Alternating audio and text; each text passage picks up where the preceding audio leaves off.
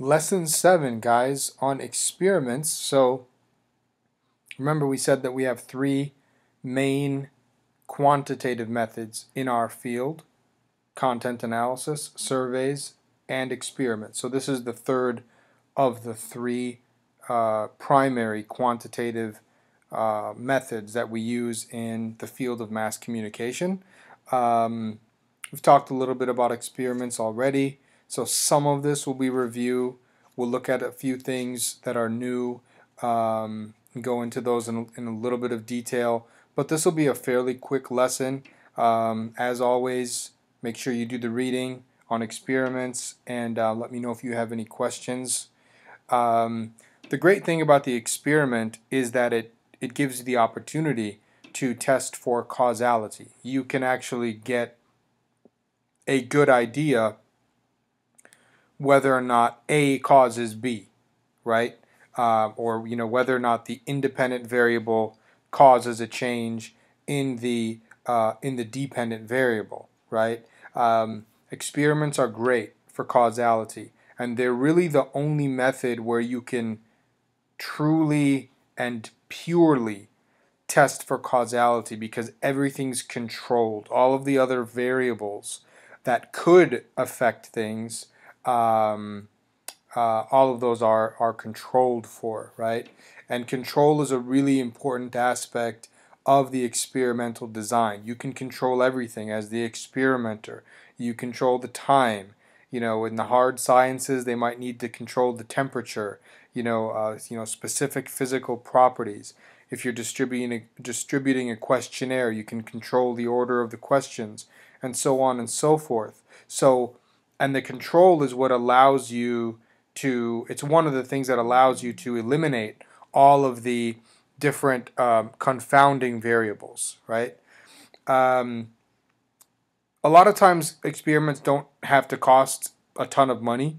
If you can pay people a little bit, as an incentive to participate, that'd be great. But if you can't, what a lot of professors do, you'll notice is if you read experiments, it'll say subjects for this. If you're reading like in a peer-reviewed journal, it'll say something like subjects for this experiment were students at a large Midwestern university or a large Southern university or whatever.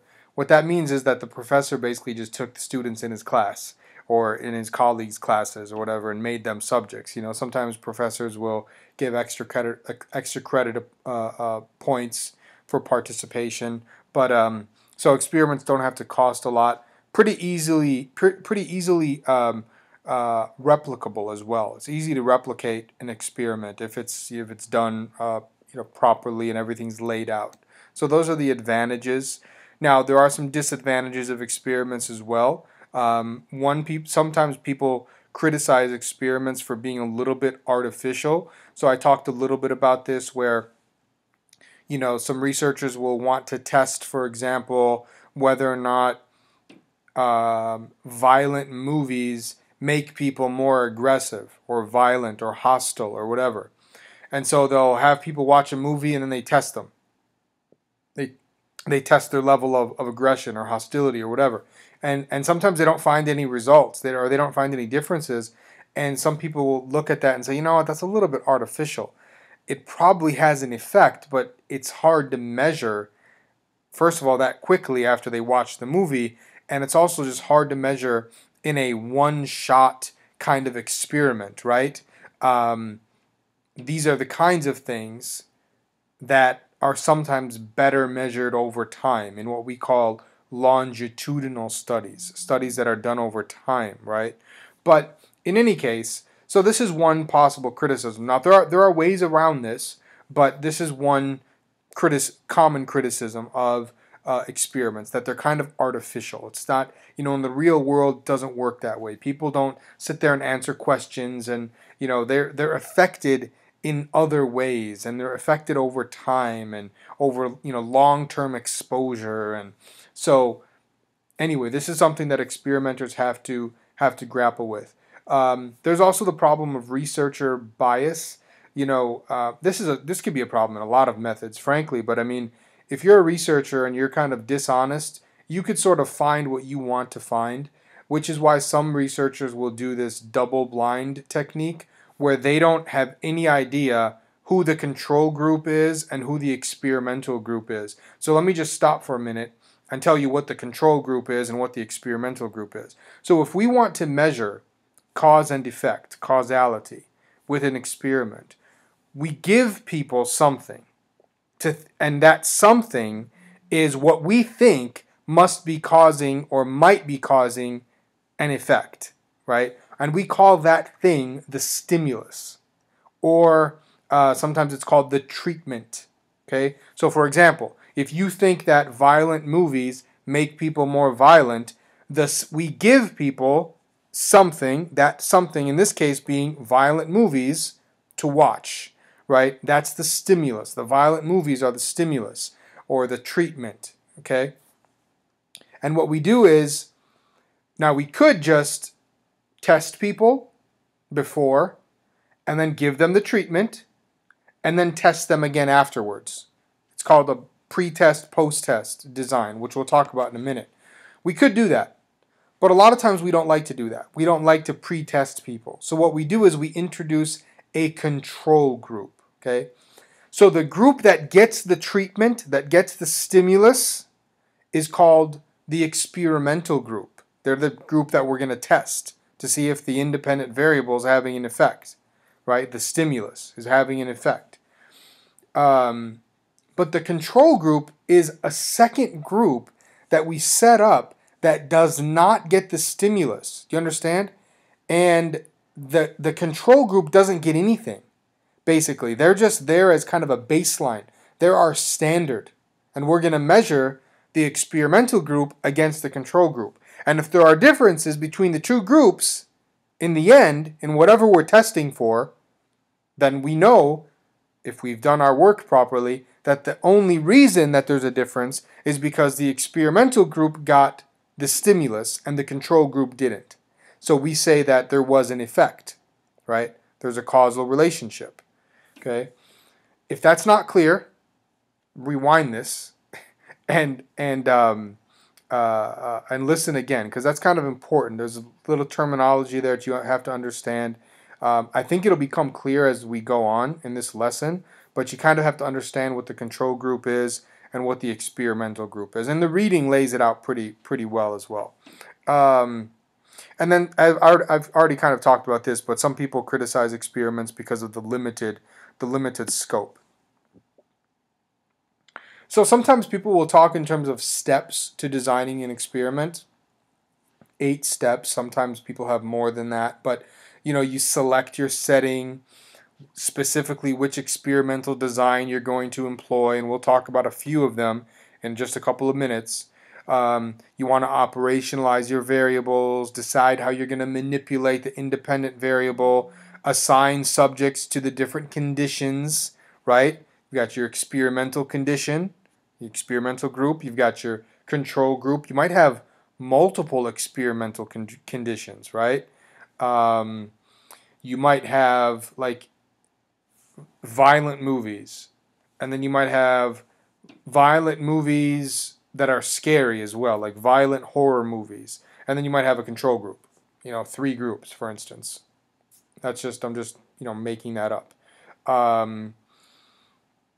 You want to conduct a pilot study if possible, just to kind of test things out. Sometimes people don't do that, but it is nice to do if you can. And then you have to do the experiment and then write it up, analyze the results, interpret them, and then write up the results. So that's kind of just a broad overview of kind of how to do an experiment. Now, this is probably the most important part of experiments. Now, remember what I said a minute ago about you're usually going to have an experimental group and a control group. Usually. Sometimes you don't. Sometimes you might just do the whole before and after thing, right? Where you do the pre-test, post-test. So you get a group of people, you test them. Like let's say you want to test for, let's take a different example. Let's say you want to find out if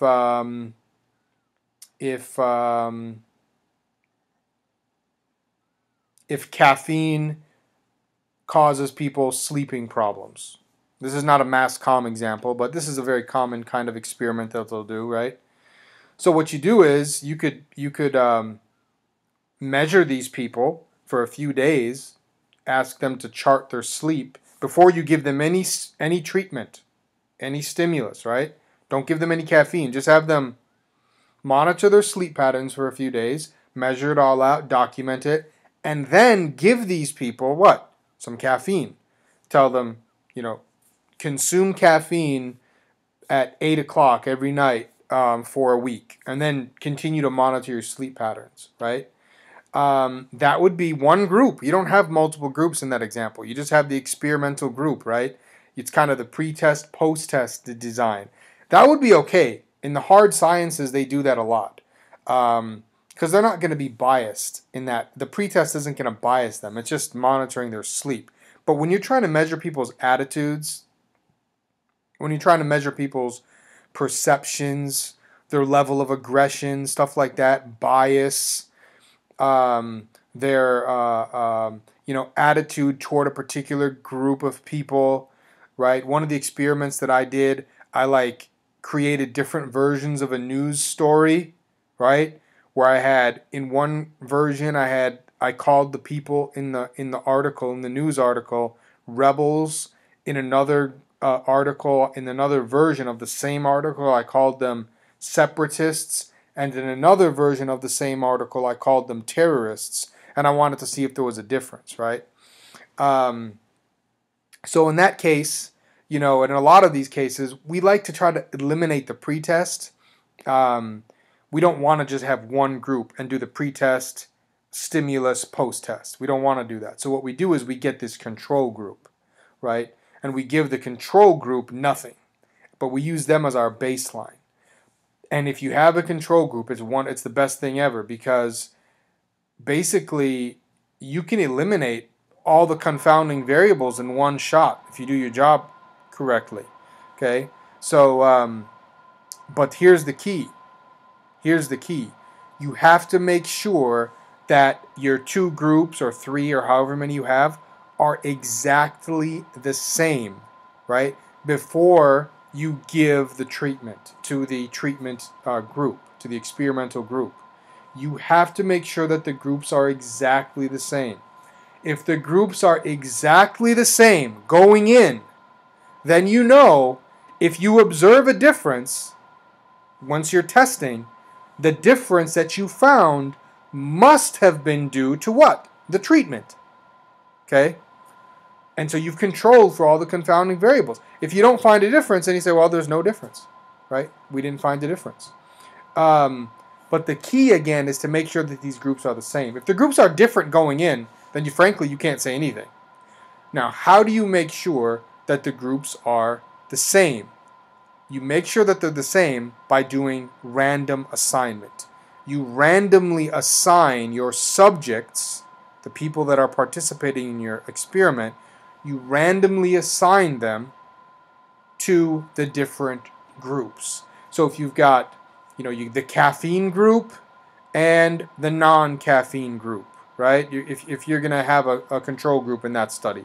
Or let's go back to my example on the, I've got the separatist group, the rebel group, the terrorist group, and then I'm going to have a control group. So I've got 4 groups. What I'm going to do is I'm going to get like 200 people, right, or 300 people, and I'm just going to start randomly assigning them to the different groups. I'm not going to put them in there strategically, put them in groups strategically. No, you don't want to do that. You want to do it randomly. Because what happens when you do it randomly, things even out. There's this idea of probabilistic, I should say, equivalence. Things will just kind of even out. You'll end up with the same amount of women and same amount of men in each group. And that's just the beauty of statistics and random assignment. It just happens that way, right? The ages will be the same, right? Average age of the group members, of the groups, will be the same, roughly, if you do random assignment, right? So, and that's really the key to the experimental design in many ways, right? Making sure that you have random assignment. And this is just an explanation of how that works. Let me give you another example here. Let me think of another example. of an experiment that we might do in our field. I'm trying to think of an example of something that some students of mine have done.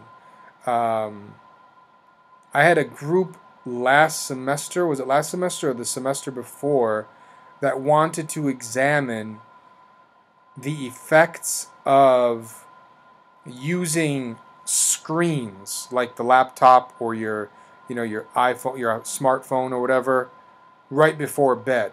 They wanted to test the effects of using screens on sleep deprivation, right? Sleep patterns. And their hypothesis was that people that used screens right before bed would be sleep deprived. They would have difficulty getting to sleep, right? But in that particular example, they had an experimental group and they had a control group, right? They made sure that these two groups were exactly the same in terms of their gender and in terms of the age and in terms of their how much sleep they get per night. Now, how could you possibly make sure that these two groups are the same? It's easy. Random assignment. You get 200 people, and you just start 1, 2, you over here, you're over here, you're over here, you're over here. It ends up evening out in the end. That's just the beauty of random assignment. Okay, so if you can't do random assignment, then they do matching, right, which is discussed in the reading. But in most cases, you should be able to do random assignment. And again, the beautiful thing about it is these groups are the same now. So if we find any difference in terms of it, like in this example, and how they sleep, we know that the only is that one of them was asked to use their screens right before they went to bed, and the other group was not asked to do that, or maybe they were even told don't use your screens, right? So you got your experimental group, your control group. You get people in these groups by randomly assigning them. If you do that, you can control all of the confounding variables in one shot. Oh, here's an example. I forgot this was here. So a researcher wants to study which TV commercials musical soundtrack aids more in the recall of information from the ad. They actually do this kind of research. Like when they put these ads out, it's not just haphazard, like, oh, we'll just pick this song. I mean, they actually do this kind of research. And they might find that one song, background music, will help people remember information from the ad for whatever reason. Okay? So let's say you had a rap song as background music, and you also had a heavy metal song as background music. So you've got your two conditions, right? In this particular example, we don't need a control group, so we're not going to use a control group. What you have is two different experimental conditions, two different experimental groups. So let's say you had a big room, and there were 6 rows of people. 6 rows of people. You could just take the first 3 rows and say, hey, you guys are going to be my rap soundtrack group. And then the last 3 rows, you guys are going to be my heavy metal soundtrack group. You could do that. But the problem is the groups aren't the same. You haven't done random assignment. There's a difference between the people that are sitting in the front and the people that are sitting in the back. And if you find a difference in terms of recall, information recall, between these two groups, it might be due to something else now. It might be due to the fact that, well, they were sitting up front. Maybe they could hear better or see the ad better or whatever because they were sitting up front, right? Or maybe the sound quality was better in the back. Or maybe there's just something different about people who sit in the front. Maybe they pay attention more. So people are going to attack this study. It's not going to get published because you did not do random assignment. But now if you take these 6 rows of people and you just start mixing it up, just randomly assigning the people to these 2 conditions, now you've controlled for the confounding variables. The 2 groups are the same, right? So let's look at some of the different experimental designs that we have available. I've already talked about the pretest experimental treatment post-test design. It's very simple. You get a group of people. Let's say you want to test them to find out if, let's see, I'm trying to think of a completely different example now. Let's say you want to find out if using, no, that's not going to work. I would need a control group for that example. Let's say you want to find out if watching certain kinds of, let's say you wanted to find out whether or not playing, I'm not good with video games anymore. All I play is Madden. And I'll dominate any of you in Madden, by the way. Trying to think of Halo 3. Let's say you want to find out if Halo 3 or Halo 8 or whatever they're on now. Halo's one of those shooter games or whatever, first-person shooter games. Let's say you want to find out if that game makes people, let me pick a different game. Grand Theft Auto. As far as I know, I've never played it, but as far as I know, there are very stereotypical images of women in that game. They're very, scantily clad women, a lot of exploitation of the female body. Let's say you want to find out that if people playing that game will end up developing increased stereotypes of women. That'd be a legit study. It only took me about 5 minutes to come up with an example, but so what you could do, if we wanted to do the pretest, treatment, post-test design, the first one, that first little bullet up there, what you could do is give people a pretest. What are you going to test them on in the pretest? See if you know. Think about it for a second. You're going to test them to see whether or not they have stereotypical views of women. You're going to ask them a bunch of questions about what they think about women. Then you give them the treatment, which in this case is the game, Grand Theft Auto. You have them play the game. You probably want to have them play the game for some time, at least several hours, at least, if not over a period of days, ideally. And then what would you do? Then you would give them a post-test, basically asking them the same things that you were asking them in the pretest, right? Here's the problem. Now, this is fine. I mean, people do this kind of a design. The problem is some people say that the pretest kind of biases people. Because now you're a subject, and you're sitting there, you're doing this pretest, answering all these questions about women, and then you get this treatment, and then all of a sudden you get the post-test. And by the time you get the post-test, you're like, wait a minute, I think I figured out what he's testing for. And that might influence how you respond to some of the questions. So some people like to just get rid of the pretest, and we'll look at some of those options in a second. But there's another method that also uses a pretest. It's called the Pretest-posttest control group experimental design. And I'll just read this. Subjects are randomly selected or assigned, and each group is given a pretest. So you've got two different groups. You've got the experimental group and you've got the control group. Each group is given, so people are randomly assigned to these two groups, and then each group is given a pretest. But then only the first group receives, only one of the groups gets the treatment, gets the stimulus, okay?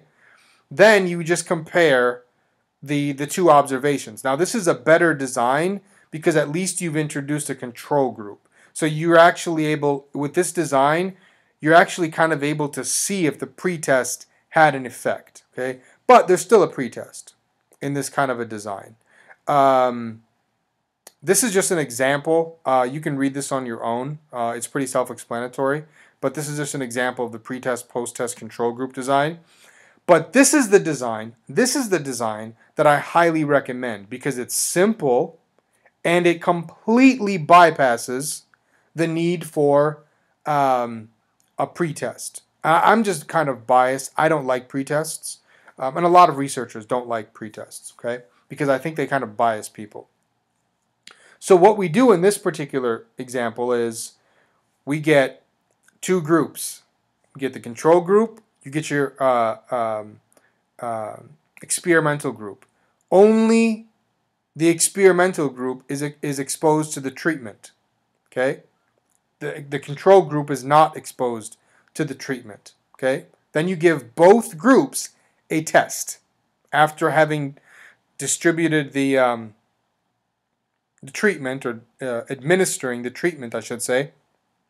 You give both groups a test, and we call it, you can call it a post-test, but there isn't a pre-test, right? So you give them a test, and you compare the results of these two groups, okay? And if there's a difference, the difference must be the result of the treatment, or the stimulus that the first group got, because that's the only thing that's different between the two groups, right? Because you randomly assigned the subjects to these two different experimental conditions, okay? So post-test only control group. It's very simple. You only need the two groups in many cases, right? Unless you have different levels of experimental condition. But quick, easy, don't need a pretest. It's great. Now, if you have more time and you have more resources, and you have a lot more subjects, then you can do this design. This is called the Solomon 4-group design. And I think what I'm going to do is I'm going to stop. I want to break this up into two. So I'll pick this up at Solomon 4-group design. And we're almost done. We'll only have about 10 minutes left, or 15 minutes left.